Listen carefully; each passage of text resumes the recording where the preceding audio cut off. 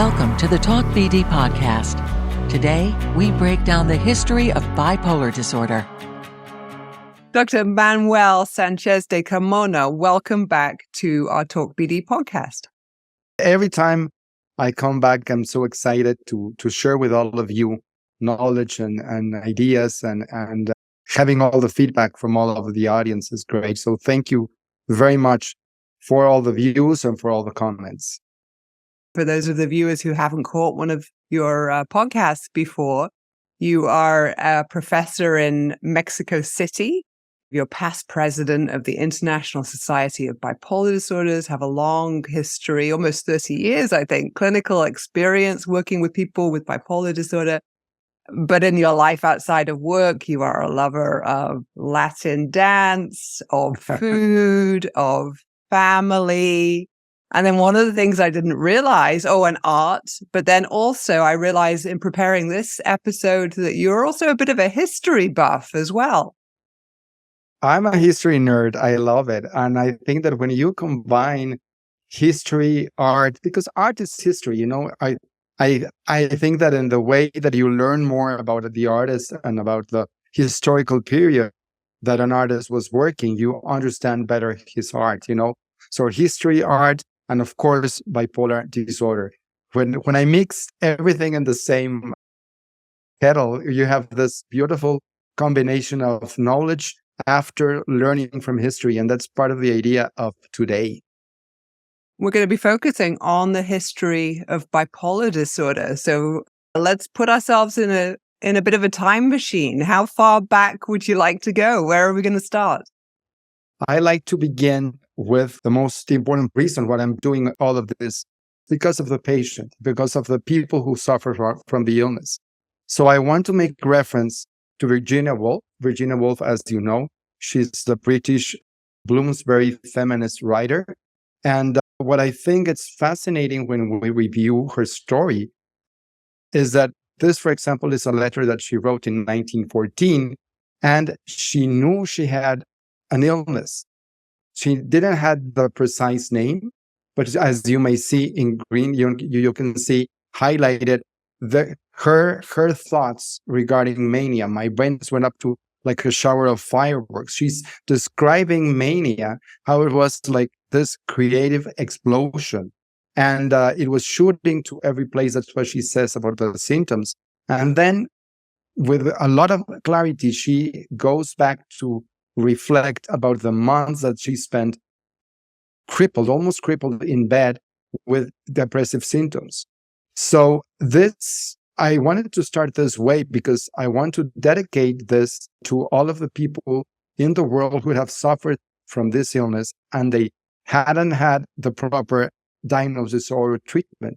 She was treated, but not in the way that we now treat someone with a mood disorder. So this is a reflection throughout history of many people, famous and unfamous, who suffer from the illness. And they had this consciousness that something was happening with their brain, because one of the key points about today is the reflection about the cyclicity of the illness, about something that is coming back and back. And I think Virginia had that very, very clear in her mind that this was a mood disorder that was coming back up and down and returning.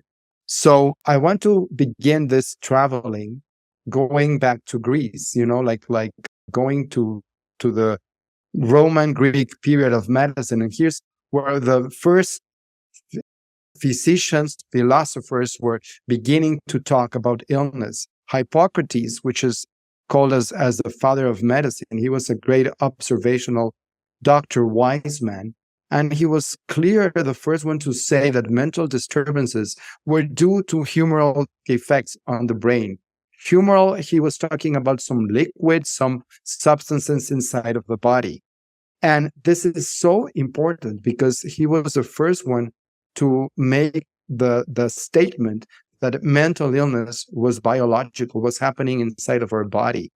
He was able to describe furor as the opposite of melancholia.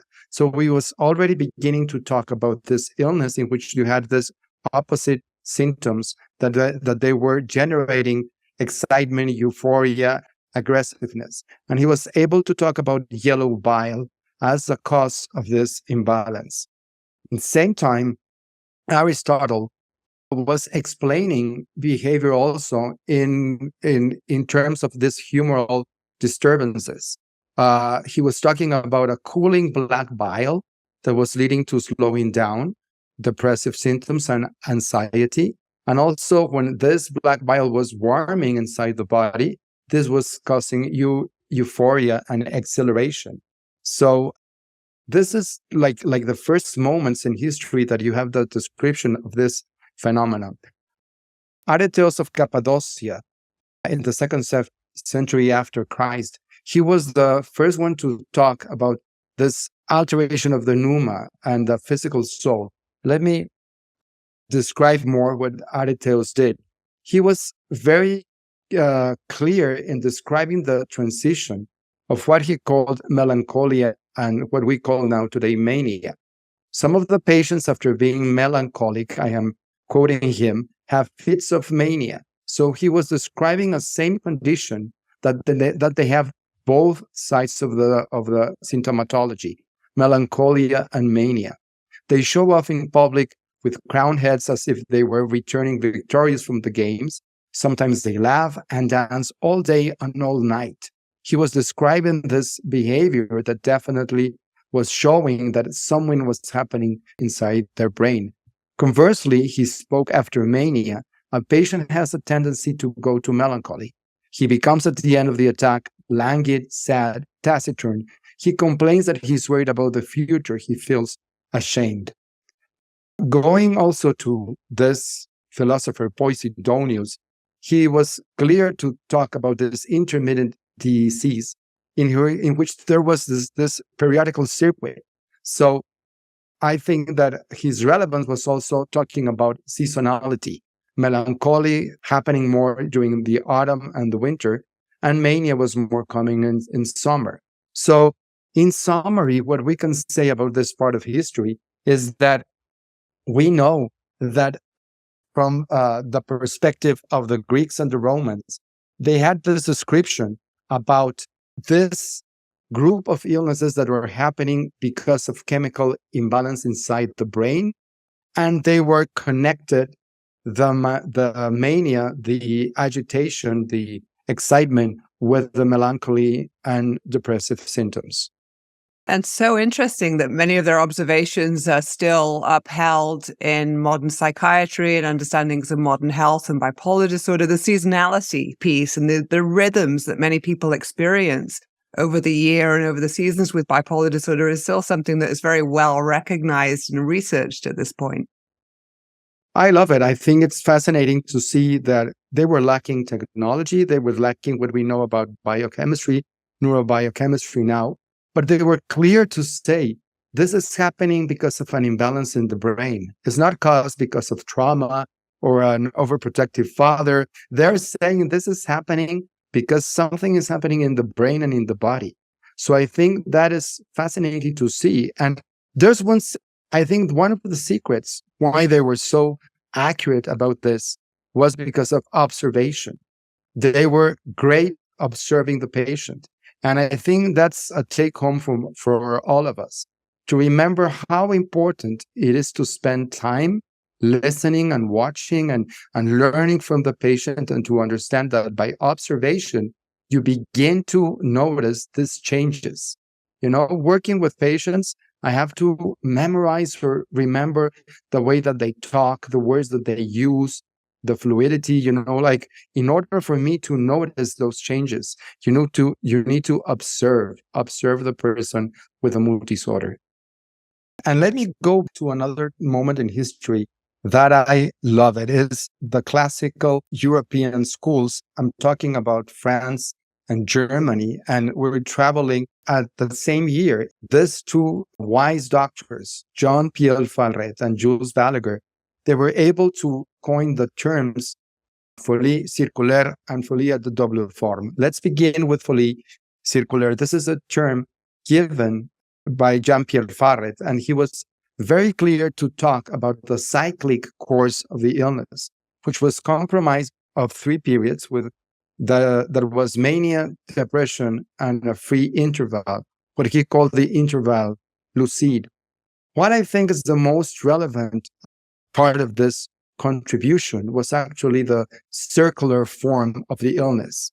I think that explaining that the symptoms are together in this circle that is moving, cycling every other time, like they're in a continuum. And I think that also it was very clear for them, for the French doctors, that they were talking of a same entity. Think about it, because a possible thing that could have happened was that they were describing 2 different illnesses, and it was not described that way. It was one single entity cycling and making circles. That was also described by Jules Balaguer, where he used the term folie à la double forme, and we talked about this. It was 2 periods that were intertwined, cycling between depression and another excitement, immediate succession of being in a very loud and irritable phase.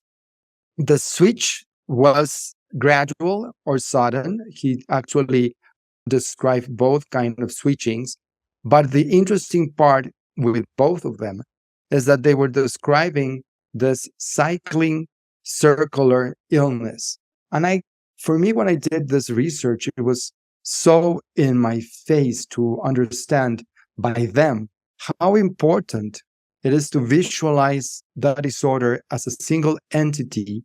And you're going to learn later my thoughts about the term bipolar, because if you see the French doctors, they're talking about a circular continuous illness. When we go to the German school, there we're going to see very interesting points.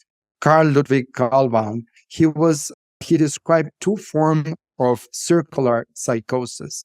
I love the term circular psychosis, but it's because it's so accurate to describe a mood disorder like this. The first one, the Vesania typical circulars, had a tendency to end up in this demented state, which he called this neurodegeneration that happened after having many cycles of melancholia and mania. The other group of disorder, he described it as cyclothymia, which he talked about a fluctuation of 2 opposed mood states, dysthymia, which is, and hyperthymia. Dysthymia more going through the depressive, what we call now depression, and hyperthymia, what we call today as mania. And they were cycling in a way that the patient was always having symptoms, but he differentiated this group to the first one, that there was no degeneration at the end of their lives. So he was able to distinguish like 2 groups of illness. Emmeline Kraepelin, who's one of the most influential figures on modern thinking psychiatry, he was able to differentiate what we call today schizophrenia. He called it then dementia precoce, because it was like a senile dementia present in young people. He was describing a thought disorder, clearly differentiated from the mood disorder. And he was the first one to use the term manic-depressive insanity. He was the first one to include the name manic-depressive in the name of this illness. And I think that name actually, it is described as more accurate, especially that you describe both symptoms, both domains of symptoms at the same time. So this is a summary of the German and French school. Erin, what do you think about all this knowledge? Your main takeaway from that really seemed to be an emphasis on the importance of the cyclicity, the cycles, the waxing and waning of the condition. So I'm particularly interested to think about how that has played out over history and into modern times in context of bipolar disorder. But you really emphasize the importance of that point. I think that what is also fascinating about reading about these doctors, they lived in the hospital. And I'm not saying I'm going to go live in the hospital, but what I meant is that they also were great the observers of their patients, and they notice the cyclicity and the form. I think that is so interesting when you treat bipolar illness, that you realize that you heard that before. Let me tell you the story about this patient, that he was psychotic, manic, like 4 years ago. And he was traveling. He was in Europe, actually, and he called me.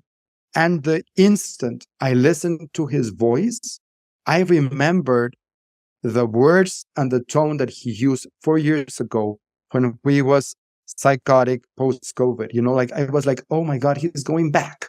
The same tone, the same words. So on that, so was that pressure of speech or the type of words or language he was using? Where was that point of you knowing, oh, we're at a danger point now, or this is and I think this is what is most fascinating.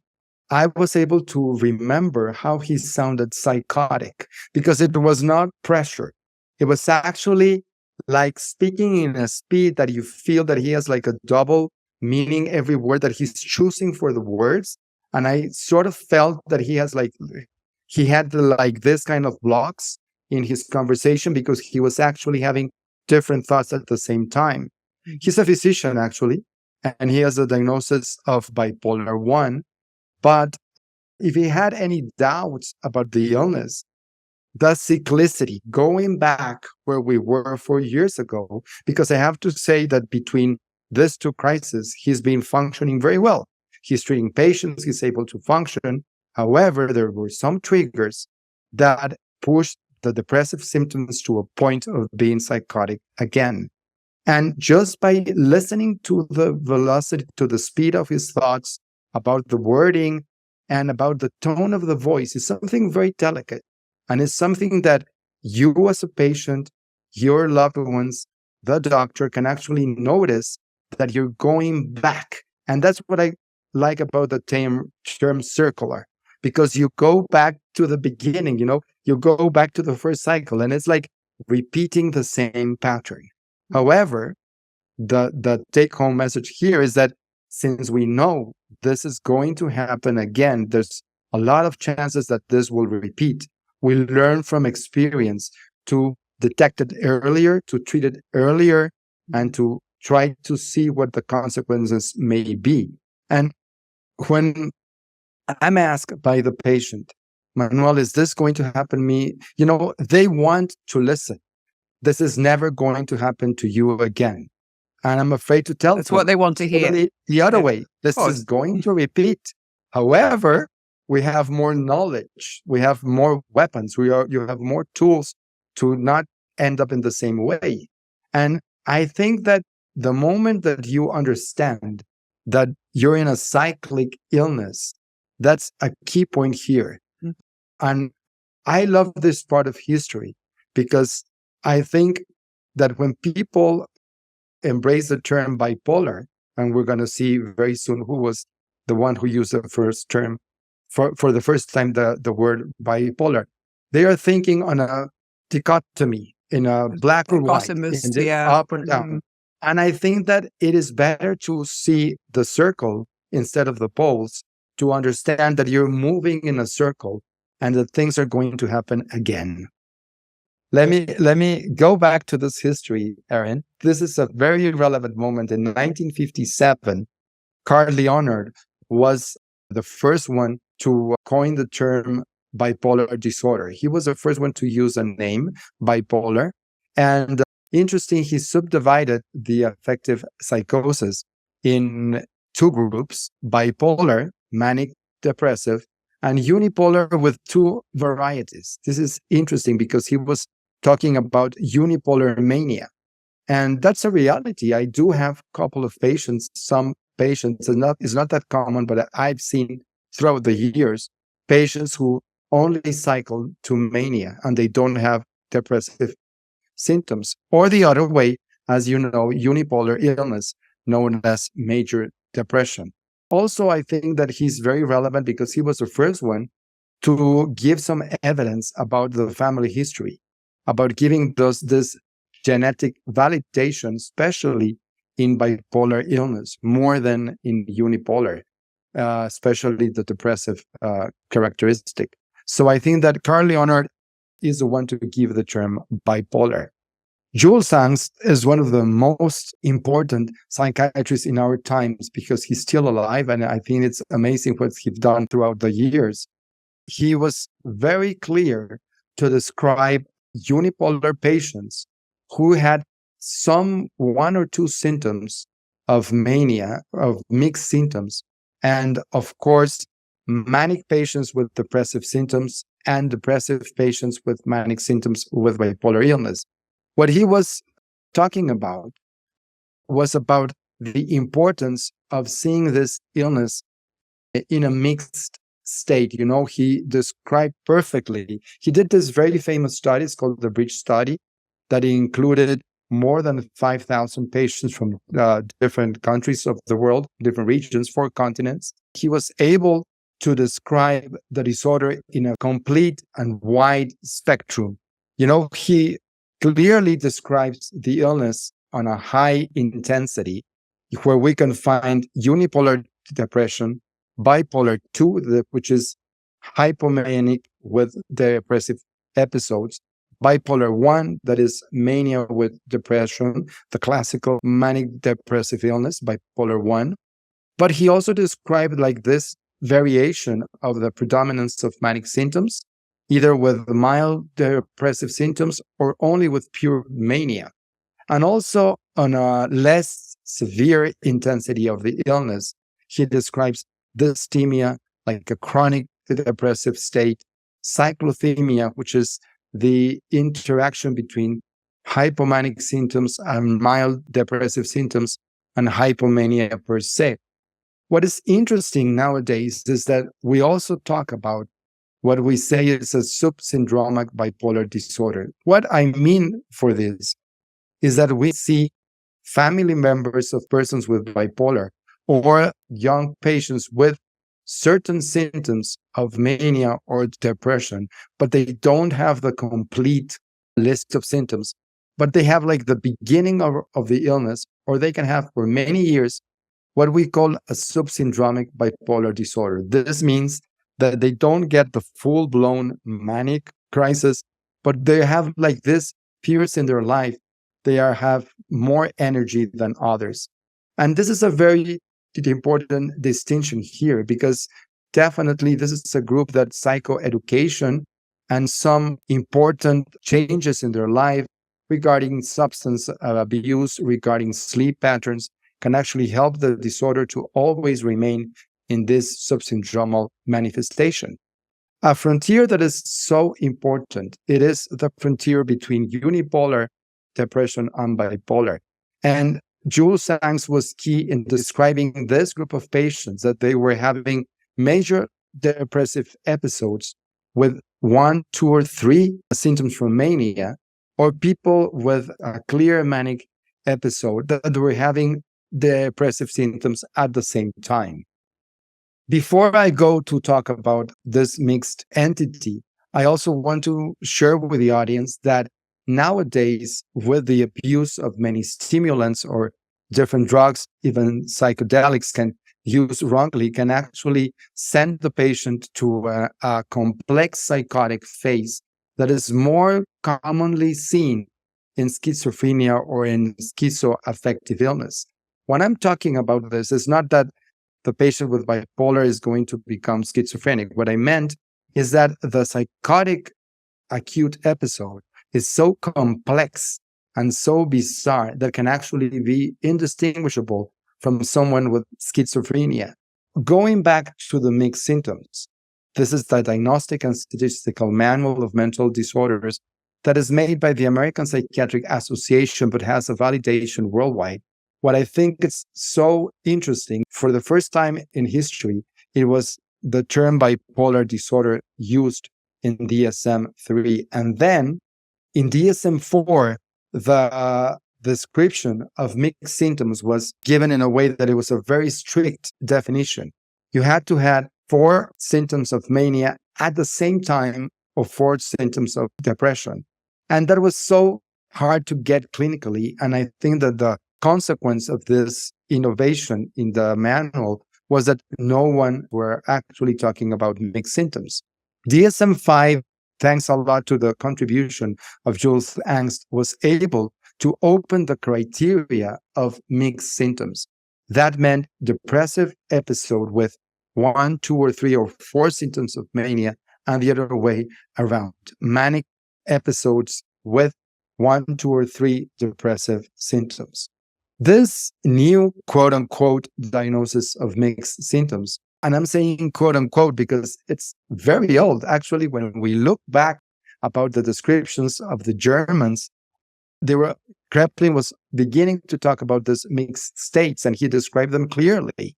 And in 1975, the classification ICD-9 was already talking about this mixed symptoms. However, the DSM-1, 2, or 3, the 3 versions, the first versions of the manual, they had no clarity for the mixed features.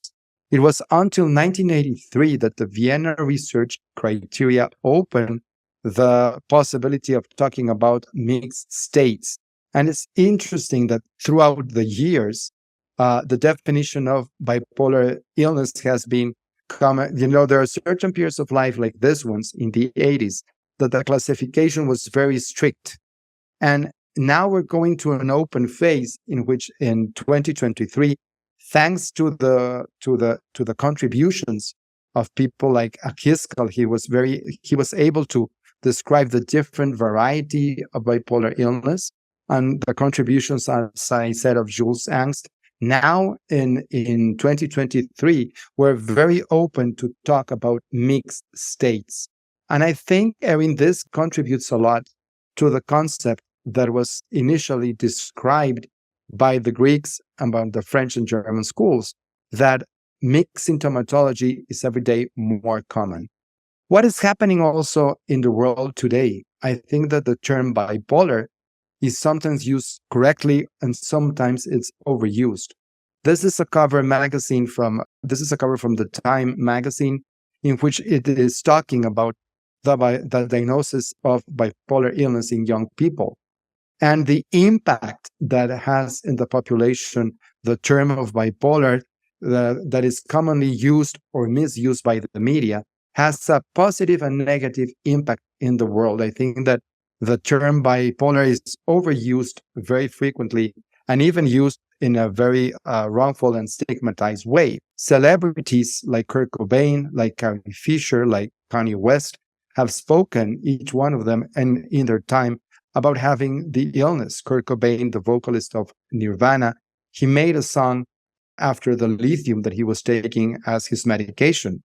Carrie Fisher, as an actress and as a stand-up comedian, she was able to tell in her book that she suffered from bipolar illness.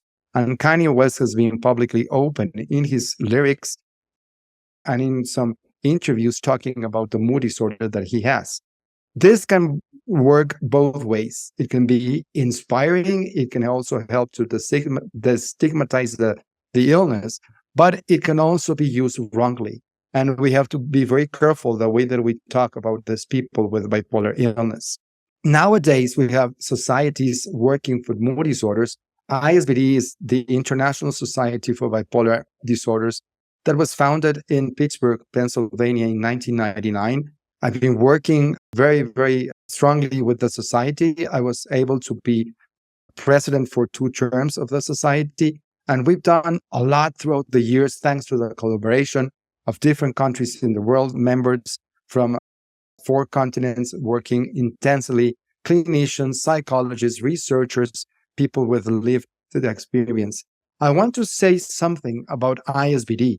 And this goes all of the credit for David Coffer and Ellen Frank, who were the founders of the ISBD.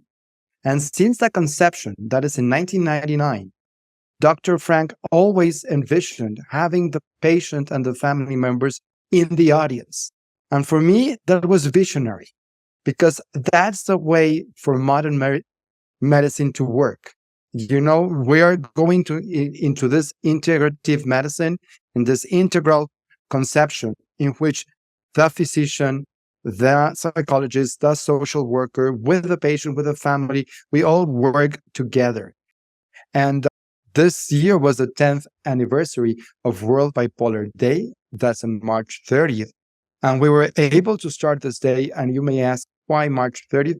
This sets the birthday of Vincent van Gogh. We were able to collaborate in 2016 with the Van Gogh Museum that we have our meeting in Amsterdam. We were able to look back with all respect to his history as an artist. And the curators and the experts of his life have clearly shown that he had symptoms compatible with bipolar illness. That is why we celebrate Bipolar Day on Van Gogh's birthday. And having this media, having this opportunity to reach the audience and to learn about the illness is the way to do modern medicine nowadays. I think that the old days in which you were in a consult and the doctor wrote a prescription and you were not even able to ask, what are you writing, doctor? What is this medication for? That was so wrong. Nowadays, you can become an expert of your illness in this way. What do you think of all this, Erin? What do you think about where we are today? I have so many questions on the basis of what you just shared. It was wonderful to see that overview from you. Let's pick up on a couple of pieces. First of all, it was wonderful that you elevated the importance of international organizations for addressing stigma and promoting advocacy for people with bipolar disorders. The International Society for Bipolar Disorders, of which you're past president, I'm currently their vice president for global outreach, has been very active, especially around World Bipolar Day activities in advocacy.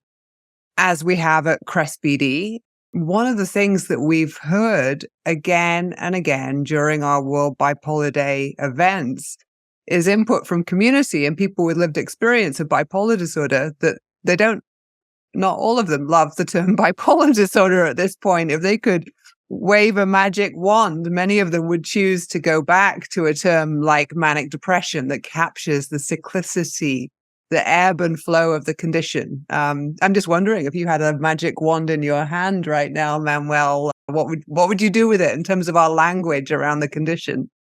Okay, hold your horses, because I will say, if I was possible to change something, I will change the name of bipolar. I don't like the bipolar word. Why? Because I think that it pushes the illness to be either one pole or the other pole. And I think it damages completely the nature of the illness. It is not like black or white. And I think that there's this misconception that you can be in one pole or the other one. And especially when you're having the illness for many years now, you see that the mixed symptomatology is so much frequent. So I'll say that many patients, they cycle to being euthymic, that is without symptoms, or in a mixed state, rather than one pole or the other one, you know? And I think that it is a mistake to conceive the illness as the two poles. Of course, there's a predominance of manic symptoms in certain moments of your life, and there's a predominance of depressive symptoms in other parts of your life. However, the concept bipolar pushes the idea that it's either north or south, and that's a mistake. Mm. That's a mistake. Mm-hmm. What do you think? I agree. Unfortunately, I don't have a magic wand in my office right now, but maybe we can find one over time. It was so cool. Go on.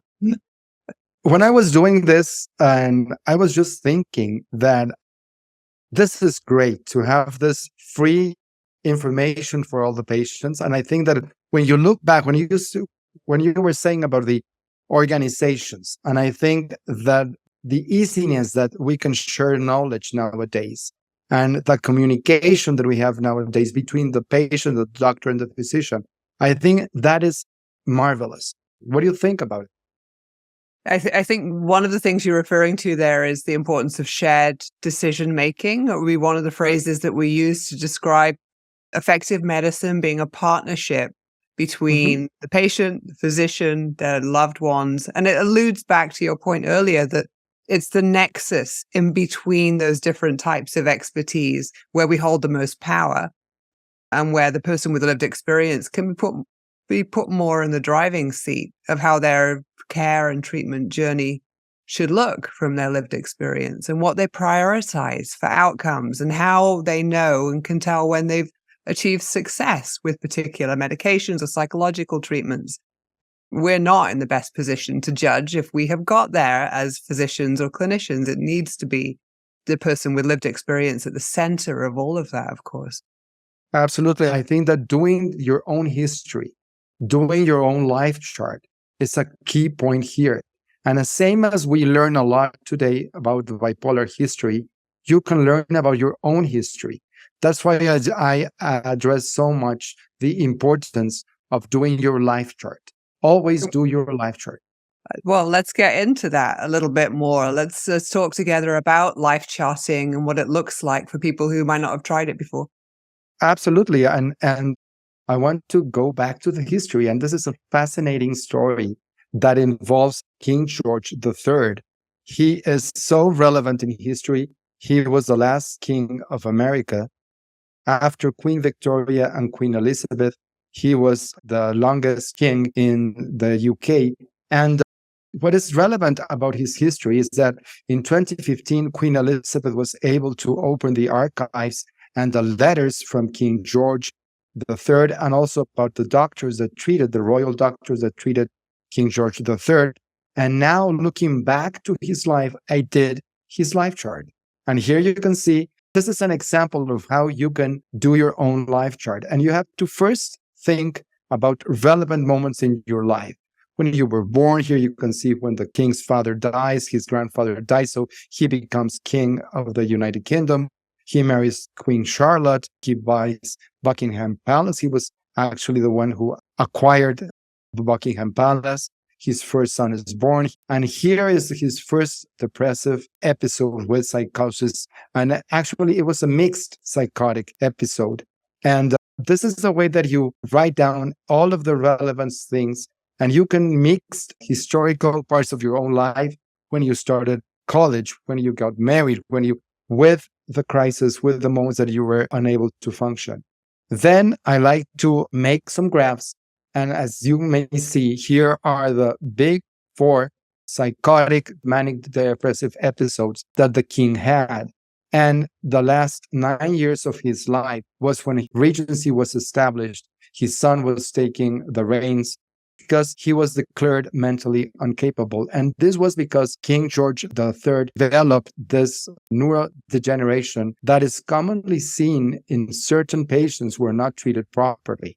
And I also mark in this life chart the periods here, the ones who are looking at the video, the pink areas are the areas in which he was psychotic. So now that you have all of this, now that you have the King George III life chart, and I'm doing this with all respect to the king, you may see how relevant it is to life chart, how much you have to learn about which medication is useful, how are the symptoms presented. For example, here you may see, just by looking about his life, that mania and psychosis was so frequent in his episodes. So if I was in a fantasy, if I was treating King George III, definitely an antipsychotic medication will be very important. He could do great with lithium, with an antipsychotic for those crises. And this is the way that you use life chart in clinical practice. I love the way that you pulled out some of the key elements of life charting there. One that stood out for me is the importance of looking not just at negative life events or traumas or bad events, but also looking at things that we often view as positive. So holidays, marriages, birth of a child, new job. These, of course, especially in the context of bipolar disorder, can propel people into elevated mood states. And so when you are doing a life chart and looking back at your personal history, taking that lens of the good things and the bad things and making sure those is captured is really important. It is. And it must be almost 20 years now since I watched The Madness of King George. I think it was like 1994 or something that came out. And I have believed until then, because it's such a strong part of the narrative, that, and as described in the movie at least, that he was diagnosed and lived with something called, what is it, porphyria? How do you pronounce that? It's a liver metabolic condition, right? Yeah. Well, this is a very interesting story. And let me go back, way back. When King George III was psychotic, Queen Charlotte and the Queen Mother were able to hide the king from all of the court in order for them not to see him manic or psychotic. And you just think about it, he was the most powerful man in the world then. And to show him to the court psychotic and all over the place was critical not to show him. And in 2015, Queen Elizabeth opened the archives of Windsor Castle, and historians and physicians were able to read all the description of the symptoms. And the theory that was initially pushed in 1960, that the king had porphyria, a metabolic illness, was absolutely discarded. There's no symptoms that support porphyria, and there's so much richness talking about mental illness, about an illness compatible with what we call today manic-depressive illness, bipolar disorder, especially in the manic-psychotic mix area. So what is interesting here is the stigma. For some people, was safer to say that the king suffered from porphyria rather than bipolar. And I'm happy that now the history is putting exactly where we know. And I think that King George III is fascinating. He was visionary. He was so important in history. And I'm glad that nowadays we're having the proper record of his mental health. Thank you. So interesting. It is fascinating. So you began this podcast episode talking about Virginia Woolf. And at that time, one of the words I think that you used was suffering. And people suffering with this condition, bipolar disorder. And I wonder if I ask you now to take a step back and think about this history we have of bipolar disorder, thousands of years of recognition. Are we at a point where suffering is a necessity of living with bipolar disorder? What was very meaningful about Virginia Woolf was to realize that she knew that an episode was coming to her, that she had like the wisdom and the insight of knowing that there was this possibility of having symptoms again. And I want to inspire the patients, the people who have the illness, that even though we know that this is a cyclic disorder and that you are going to go through many phases in your life, the more that you learn about this, the more that we do research about all the symptoms and the medications, the quality of life can be better and better. That you know how to tackle the illness. This process of accepting and treating bipolar disorder is actually a learning experience. I know it's a lot of pain, and I know that there are certain things that people suffer from the illness, but I think that you have to make the experience a positive one, and you have to empower the patient with a feeling that they will be conquering the control of the symptoms, and they are going to learn to navigate through them. Thank you as well for sharing all of your insights and thoughts that have probably come from many years of being a history nerd, as you described it, and looking back and over years of how we've understood and described and observed this condition we're so interested in, bipolar disorder. So thanks for sharing all of that with us today. I've really enjoyed it. Thank you, Raina. Thank you to your audience. Thank you.